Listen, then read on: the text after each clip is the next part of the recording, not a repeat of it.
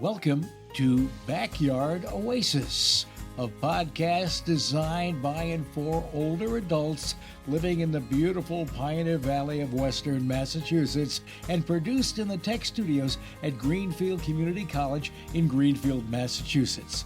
Backyard Oasis reaches out to older adults who seek knowledge to help them live more thoughtfully, healthily, and happily, who hope to inspire others with their ideas, and who serve their communities in the interest of the greater good. We hope you join us frequently in our pleasant Backyard Oasis for wide-ranging conversations with a diversity of people who are growing older and want to talk about it. This is Writers Read, a Backyard Oasis series that introduces listeners to older adult authors who reside in and write in the renowned creative culture of rural Western Massachusetts. In 2007, New York Times columnist Roger Mummert referred to the Pioneer Valley of Western Massachusetts as, quote, the most author-saturated, book-cherishing, literature-celebrating place in the nation, unquote. Yeah, that was a pretty long time ago, yes, but it is still true. In each episode, listeners will hear local authors, both established and still working on it, read several pages or a short chapter from their book, and then talk about their work, their ideas, and the stories they wish to tell. Hi, I'm Denise Schwartz. I'm your host. Today, my guest is Bela Breslau, who will read from Pilgrim Maya, a novel that she and her husband, Stephen Bilius, published a few years ago. Pilgrim Maya tells the story of a woman who has suffered a devastating loss and must find a new way to keep living and have a meaningful life. Hi, Bela. Hi, Denise. Thank you for being here. I want to find out so much more about Maya, and don't we all want to know how we can have a meaningful life? So I hope she'll let us know how to do that. But first, before we find out about Maya, I'd like to find out a little bit more about you. Okay, Denise, thank you very much for inviting me to read today. It's just such a great opportunity for me, and I'm delighted to be on the program. I grew up in rural Connecticut, went to college in upstate New York, went to law school at the University of Connecticut, worked a bit in the corporate world, mostly in the Bay Area, the San Francisco Bay Area, where I ran a legal recruiting company. And that's pretty much it. I've been writing now with my husband since we've published this book. Now, you have a real interesting relationship with your husband in terms of writing. Yes. He invited me to write the book because it had such a strong female character, and he wanted that point of view. And he told me that I couldn't tell anyone we were working together this way until we had 100 pages, because he wasn't sure how it was going to work out. But it worked out just beautifully and really enhanced our relationship at the same time as got me started in a writing career. Oh, that's such a nice story. So tell us a little bit about the characters we're going to hear about. We know about Maya. Tell us a little bit more about the other characters we're going to hear about, and just a little bit more about the story before we go on.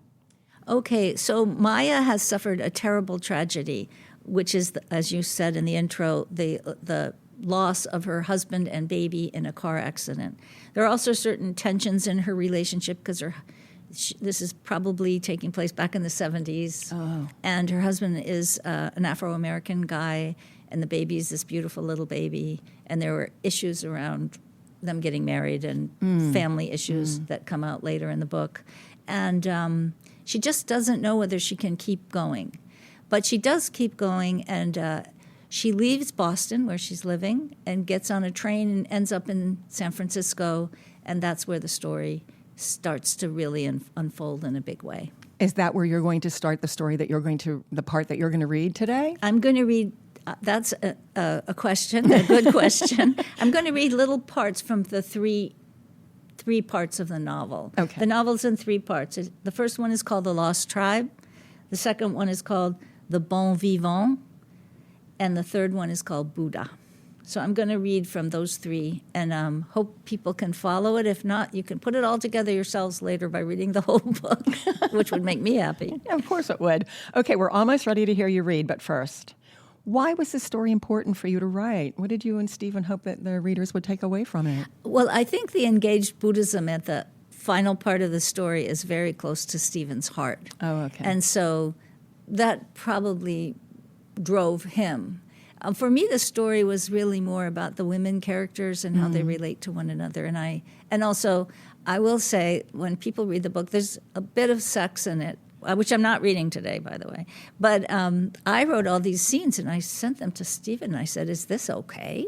And he said it was okay. And I felt like in part one, Maya sort of gets her body to come alive. Oh, In part two, she starts to be creative. And in part three, she finds a real direction for her life. Oh, I can't wait to hear what that direction is. I hope you let us know. Or maybe that will be saved for us for when we pick up the book and read it. Okay, are you ready? I'm ready. I'll start with part one, which is called The Lost Tribe. And this part is taking place in Boston. Chapter 1, Blackness. For a long time, I see only the headlights rearing over me like a monster. 2 high beam lights for eyes. Everything after that is darkness, blackness, emptiness. I close my eyes tightly. I will not cry, I tell myself. I realize where I am, on an overstuffed red velvet couch, flowers, filtered light coming through the shades in the office of my therapist, Sarah Altmere. Sarah's voice breaks through my mind's haze and tells me, no, wait, that's not right. Sarah hardly ever says anything. She just sits here and listens. This time she makes a suggestion. Why don't you keep a journal? I'm not a journal writer, not a Facebook poster. I don't share my life anymore. A private journal. I'm lying on my back. She's sitting in a straight back chair. There have been times when I just lie there the whole 50 minutes and say nothing at all. Sarah also says nothing. Then I get up and leave. As I leave, I see my reflection in the full-length mirror in the waiting room. Thank God there's no one there. I stop and stare at myself. My eyes are red, even though I didn't cry much this time. How can I look so unkempt, so pathetic, so too thin? My pale skin is ghostly. I used to pride myself on my looks. I was considered beautiful. Will I ever look at myself again and see the tall Maya who liked to shake her dark, almost black, wavy, shoulder-length hair and smile? Will I ever smile again when I see my reflection? A year has gone by since the accident. I will give up all of this. I will go back to being a miserable daughter, a miserable, childless mother. I've alienated all my friends with my grief. No one wants to be with me, and why should they? I'm filled with darkness. Dan and Ella are dead. I'm in the deepest, blackest hole in deep space. I suck the energy out of everything that falls into my gravitational pull. So the next thing I'm going to do is kind of jump ahead to her meeting with people in San Francisco. As she's leaving the Boston area, she bumps into this crowd. They're called the Tribe. They're a Japanese Jewish cult from Japan, which is strange, but it's actually historically correct. Okay. And I'm going to go to where she has a meeting with this man named Sajiro, who becomes a love interest for her. All right. And they're about to move. They have a place in San Francisco, but they're looking for property up in Oregon so they can move and build a retreat center. Today, we're going to look at 3 more places. Stay the night in Seattle, our third, and then tomorrow we're going to drive back all in one day, the same way we drove up. Sajiro likes these marathon drives. At least that was the plan. But right after breakfast, Chuck tells us that one of the 3 places has canceled. He's busy juggling today's schedule and says we won't be going anywhere until noon. I'm delighted and plan to go back to my room for more alone time when Sajiro comes up to me and asks me if I would like to take a walk on the beach with him. Sure, I say. How about in an hour? 10 minutes, he says. It's a challenge. Just what kind of follower am I? I guess we'll find out. Okay, I say. I rush off to change. The beach at Seaside is wide and flat, bordered on the south end by a rugged promontory and a state park with hiking trails. To the north, the mouth of the Columbia River is up the coast. The beach stretches out, windy and largely deserted on a weekday morning. We walk north, pushing into a suddenly strong wind that almost always blows from north to south along the coast. The tide is coming in, and waves are building to frothy rollers. The beach that yesterday was calm and soothing now stirs up my insides and frightens me like it used to when I was a child on family vacations on the coast of Maine. It'll be easier going back, Sajiro says, but he doesn't turn around yet. He takes my hand. I lean into him so our shoulders are touching. He puts an arm around my shoulder, and we bend almost as one into the wind. I fit comfortably in his embrace, but panic is starting to wash over me. My hair is whipping back from my face. We haven't gone much farther when it starts to rain, a cold Oregon coast rain. Sajiro raises his hands up to his shoulders in a shrug.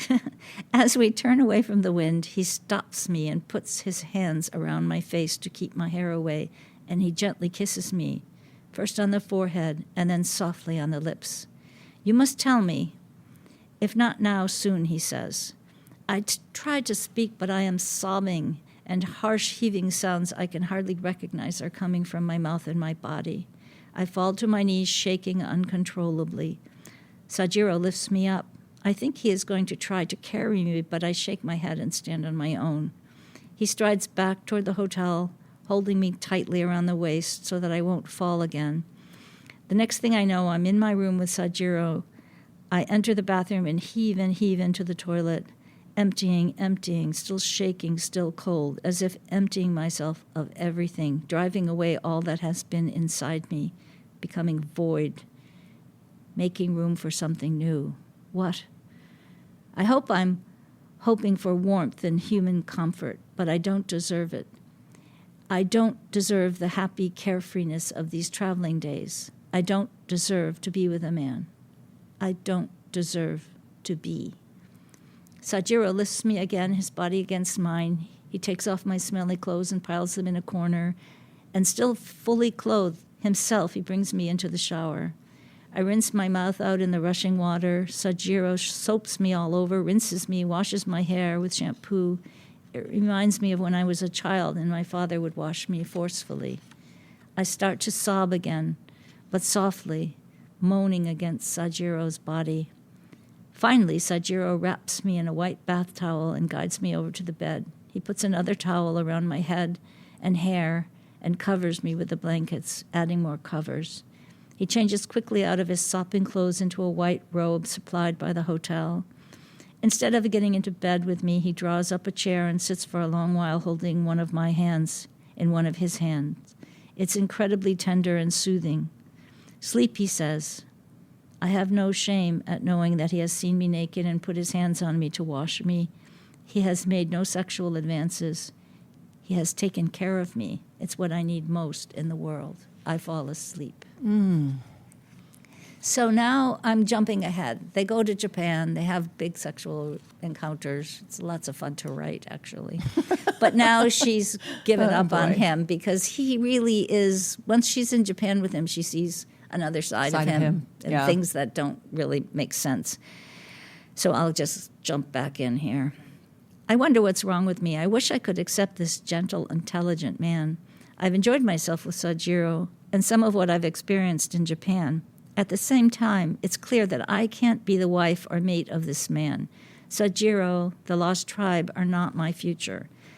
I'm not worried about Sajiro. He has had other women, other followers before, and will have them again. I know this. It's part of why I can't stay with him. Mostly it's because I need to find my own path, my own true self. They say their goodbyes, and she calls her mother. And she says, next thing I know, I've dialed my mother's phone. She answers, Hi, Mom, sorry if I'm calling too late. No, honey, I'm always glad to hear your voice. I'm going back to San Francisco by myself. This was a completely absurd wrong turn for me. I'm so stupid, such a fool. You are no such thing. You are my incredible, amazing daughter.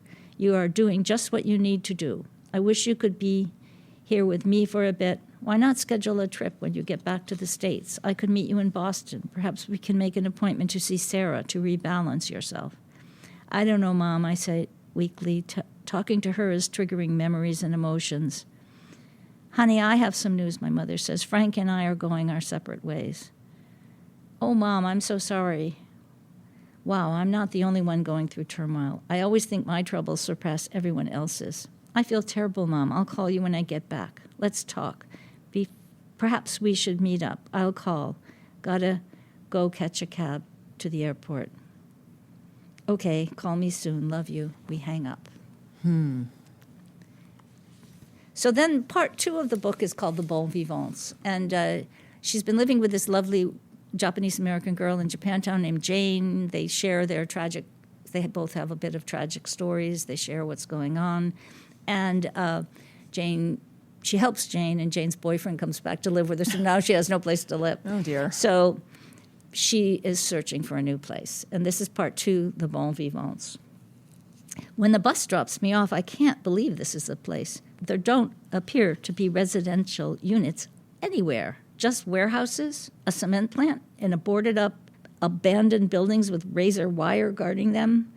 I locate the address and stand outside in disbelief. I can still read the words, industrial laundry, in faded stencil along the front wall. It's so depressing. I decide I'll skip it and just walk across the street and wait for the bus back to downtown Oakland. I'm about to do that when a satyr with black curly hair and wild eyes opens the heavy door to the building and peers out at me like he hasn't seen the sun in many days. Are you Maya? He asks. I nod. Well, come in. I'm Max. We talked. What is this place? I ask. Part of me, the sensible side, tells me I should just turn around and walk away. But there's something sweet, genuine, and almost innocent about the guy that makes me follow him in. As the door closes behind me and my eyes adjust to the filtered interior light, everything changes.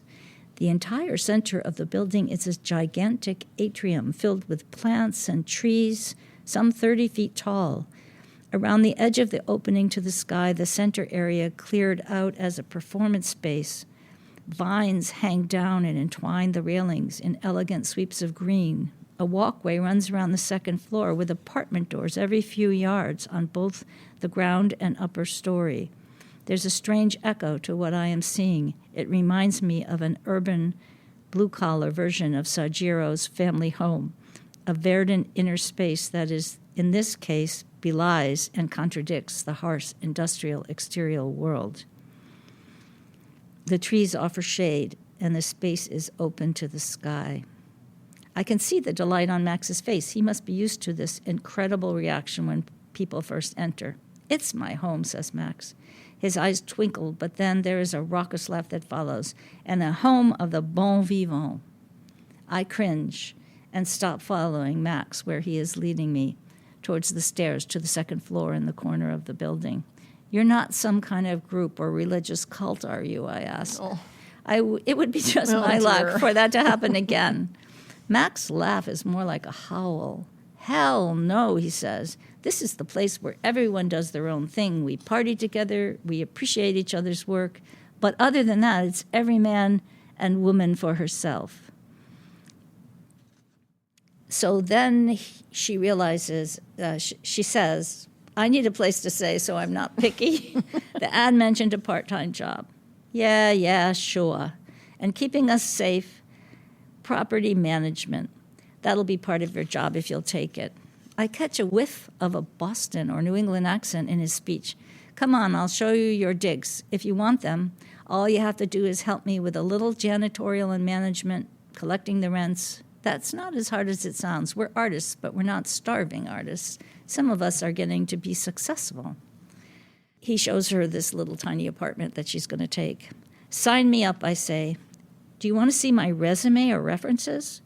Max just looks at me. At one point, he closes his eyes and just stands there.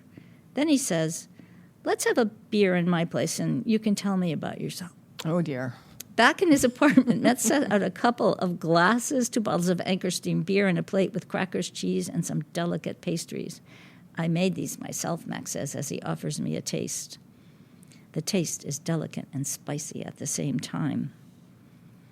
I tell Max that I worked in a law firm after college for 3 years, that I was even considering going to law school, but then my life took a bad turn. I'm shocked at myself when I blurt out my story, the accident, finally leaving Boston, the past months with Sajiro and a weird Jewish-Japanese cult, my dash back to San Francisco and losing my place at Jane's. I'm trying to hold it together, but soon tears are running down my cheeks. I grab a napkin and take a deep breath. Instead of being put off, Max makes a surprising gesture. He raises his glass to me. That's what we like here, we bon vivants. Real life with all its joys and sorrows. I toast to your future happiness. He says without gravitas and sincerity that a laugh breaks. He says this with such gravitas and sincerity that a laugh breaks through my quiet sobbing. If this is a job interview, I say, it's the strangest job interview I could ever imagine. So that's part 2, and she has a lot of adventures. Should I keep going? Of course, I want to know about the Buddha. Okay, so she gets another boyfriend somewhere along the line, an older guy, and she gets a big friendship with Sajiro's mother, who's a Japanese woman from Japan and who's in a relationship with a man that she met in Paris who's a saxophone player who's blind. I mean, there's all kinds of stories. Don't give it all away, Bela. Don't give it all away. Okay, but here's the... she ends up becoming involved with the engaged Buddhist people in the city. My mother stays in San Francisco. She and Kumiko enjoy each other's company. Kumiko takes my mother on outings to Golden Gate Park, Japantown, Chinatown, Nob Hill. Why are they having a good time while I'm still so fragile and weak? I'm like a snail, withdrawn and curled up and hiding in my shell. How can they be going off sightseeing?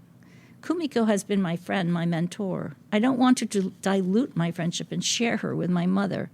They make such an odd couple, my tall, elegant, reddish, dark, blonde-haired mother, so different from me in coloring, except for our green eyes. How fucked up can I be when these two beautiful women want to help and support me? One evening, I come out of my room to get something from the kitchen and overhear them talking. We can't let her think she's damaged goods and that she won't recover. She will recover, Lillian. I am telling you this from my heart. She is strong. I hear my mother crying and responding in a shaky voice. Yes, but she still is suffering, still blaming herself. She can't turn the corner. She was doing so beautiful just before. She will become even stronger and more vibrant. I believe in her power, Kumiko says in a kindly voice. I quietly shuffle back to my bed. Overhearing them brings tears to my eyes, but also makes me smile, knowing how much they care, how worried my mother is, how hard it is for them to maintain the artifice that I'm already recovering. I've gone as low as I could possibly go. I have to find a way. A line from a song flits through my mind, something about choosing to live. I will not cause the pain that ending my life would inflict on my mother. Mothers and daughters. Yeah. So then the final part is a little strange. Oh, dear. Oh, and that means you think that the other parts weren't? Okay. So I'm skipping over a lot, but at this point she says, the following Sunday, I call my mother at my usual early afternoon time. Maya, she says, there's something I want to tell you, and I'm afraid to bring it up. What is it, Mom? I had a dream. I didn't want to tell you because it might trigger more upsets, but it was so vivid. Tell me. In the dream, you're still with Dan and Ella. It's like one of those professional family photos. You're all dressed up and posing for the photographer. So beautiful and happy. I woke up crying, but the tears were tears of joy. Thank you, Mom, I say, for telling me. That's a beautiful dream. I have a picture like that on the shelf where I meditate. So then I'm jumping a little bit towards the end. She's involved in the engaged Buddhism, taking kids out on these retreats and stuff like that. And she meets up with a fellow named Mike Strong, who's a rather famous fellow. He's kind of like a Jeff Bridges or something like that, Okay. But he's a country singer. Mike plunks himself down next to me on a window seat and holds out a package. It's wrapped in a dark purple Japanese cloth. It's a furoshiki, flits through my mind, and I smile that I remember the word. I open the package and lift out a gleaming bell metal bronze bowl and a wooden mallet. Separately wrapped are a pair of miniature cymbals tied together by a leather strap. These are some of the things that have helped me in my meditation. They're Tibetan singing bowls and cymbals. The sounds really help me. Of course, I like sounds. I look at Mike. He smiles. I'm still not entirely comfortable with Mike because he's so incredibly handsome and because I'm so aware of his fame. I take a deep, centering breath that puts these thoughts out of my mind. I concentrate on the gifts that I'm holding in my hands. I look into Mike's eyes. Thanks. I'll study how to use them, I say. I hope they can help me the way they've helped you. At that instant, I feel Mike's pain. He's handsome, famous, and like all of us, so fragile and has suffered so greatly. From what, I wonder? So I am skipping around to close to the end, where at the end, the last thing is called the Cloud 9 Ball. So she's kind of recovered, and she decides to have a big party for herself and invite everybody from all the parts of her life. The room is packed. The band starts to play. She's back at the Bon Vivant place where they have their big parties. Max and Taisha are on the stage in front of the microphone. Max is wearing tight black jeans, a T-shirt, and a dark red tuxedo jacket with wide lapels. Melissa, the lawyer I worked with in Boston, is there. She's wearing a slinky dark green gown. Her tall and ample body make a striking contrast to the way she looked in her uptight lawyer outfits. Her red hair is longer than I remember, and instead of being pulled back in a severe ponytail, it curls down onto my shoulders.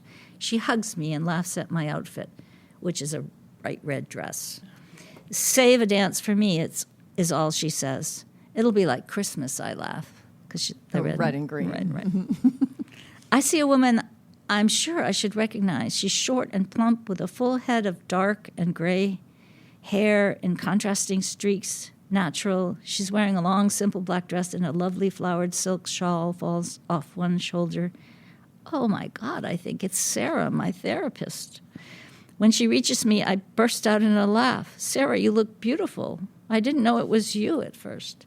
Sarah just smiles, a full smile, not her thin, reserved therapist smile. We gaze at one another for a long while and then share a long, warm hug. Let me introduce you to my mother and some dear friends, I say, and lead her over to the table where Kumiko, Stefan, and my mother are sitting. So then there's more celebration happening, of course. And a young woman sings a beautiful song, some beautiful songs. And no one wants to follow her because she's so great. But then this guy, Strong, the singer, says, the country singer. The famous guy who's been hiding out, not letting anyone know he's there, kind of hiding under his country cowboy hat. Oh, dear. You guys are incredible, he nods to the band. And Michelle, well, I hesitate to follow such talent. But I wrote this song just this past week for my friend Maya. It's called Pretty Green-Eyed Pilgrim. By this time, there is rustling in the room as some people realize who Mike is. He starts to play, and everyone leans into the music. My mother is moved to tears by the song. She approaches us. Thank you for that beautiful song. I'm Maya's mother, Lillian. I can't believe how you captured this beautiful daughter of mine in that song. Thanks, Mike smiles down at Lillian. She's quite a young woman, he says this while still looking at me. You must have some experience, Maya's mother smiles at him. Have you performed much? Oh, I'd say yes, quite a bit, actually. The quiet dance music has started up with a slow song from the 70s. One of the young band members starts to play and sing a version of Eric Clapton's You Look So Wonderful Tonight. Maya, I think I should take your mom for a spin. He turns to Lillian. Would you like to dance?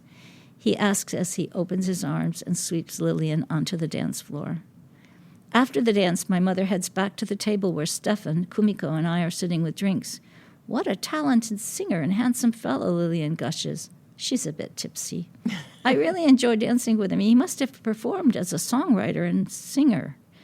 Kumiko and Stefan laugh and explain exactly who Mike Strong is, the Grammys, the Platinum Country albums, the movie roles.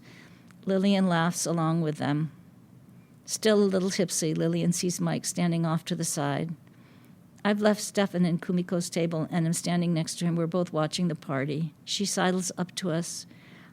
Hi, I'm a bit embarrassed because I didn't know who you are. My friends have filled me in. Hope I didn't offend you.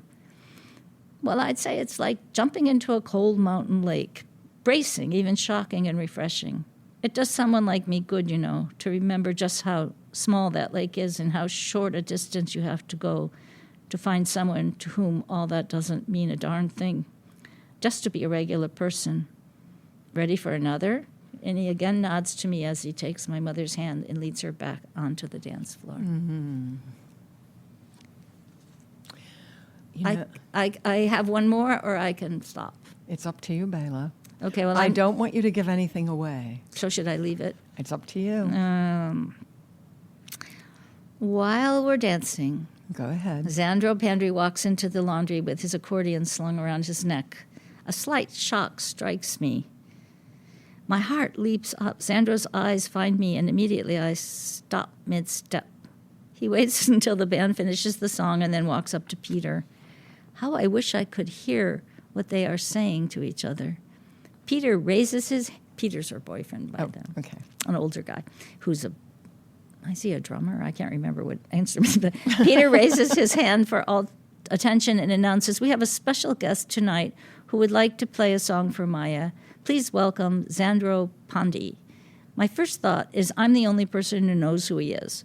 But immediately I realize that's not true. Anyone whom I've told my story will know. Kumiko, the monk, who came to my surprise and in street clothes. Therapist Sarah, my mother. To almost everyone else, Xandro will look like a down-and-out musician who wandered in off the street.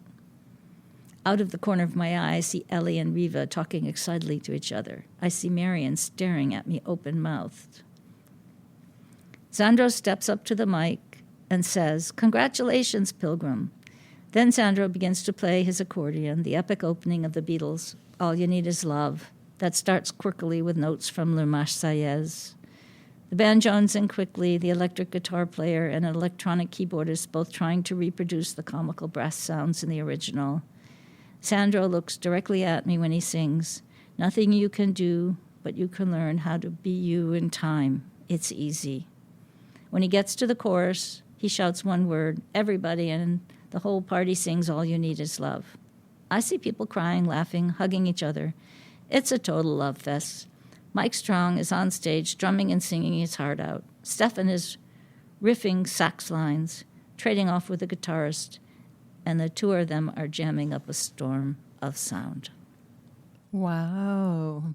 I want to know, tell me more about this Xandro. How did everybody know him? Well, she has an encounter with him. Or do we not want to know yet? You don't want to know yet because, well, the question is whether he's the Buddha or not. Yeah, okay, that's what I And thought. she has an encounter with him in Golden Gate Park. And then she tells everybody, I've met the Buddha. And, of course, a lot of people think she's crazy. But then maybe she did. Maybe she didn't. did. We don't know. I guess that's always the question. Maybe it is true and maybe it is not. Right.